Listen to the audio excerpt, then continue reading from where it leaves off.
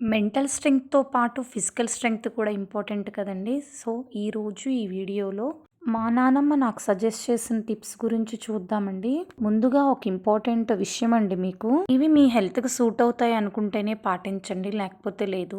ఇప్పుడు వర్షాకాలం కదా! జ్వరాలు ఎక్కువ వస్తా ఉంటాయి కదండీ! రోగనిరోధక శక్తి పెరగటానికి సిట్రస్ ఫ్రూట్స్ అయిన బత్తాయి జ్యూసులు అలాంటివి తాగమంటారు. కొంతమందికి అవి తాగటం వలన నిమ్మొస్తదేమో అని భయపడుతూ ఉంటారు. దానికి నానమ్మ చెప్పిన చిట్కా ఏంటంటే, ఒక గ్లాసుడు బత్తాయి రసంలో కాఫీ కప్పులో పావంతు గోరువెచ్చని నీళ్లు పోసుకొని తాగితే నిమ్మొస్తదేమో అని భయపడే పని లేదంటండి. ఇంకో కామన్ ప్రాబ్లం ఏంటంటేనండి గొంతు ఇన్ఫెక్షన్. ఇది పిల్లల్లోనూ పెద్దల్లోనూ కూడా కనిపిస్తా ఉంటుంది. దీనికి నేను ఫాలో అయిన చిట్కా, ఒక కాఫీ కప్పుడు వాటర్ తీసుకుని అందులో చిన్న అల్లం ముక్కను కచ్చాపచ్చా దంచేసేసి మరగనివ్వండి. వాటర్ మరుగుతున్నప్పుడు అల్లం ముక్కను తీసేయచ్చు.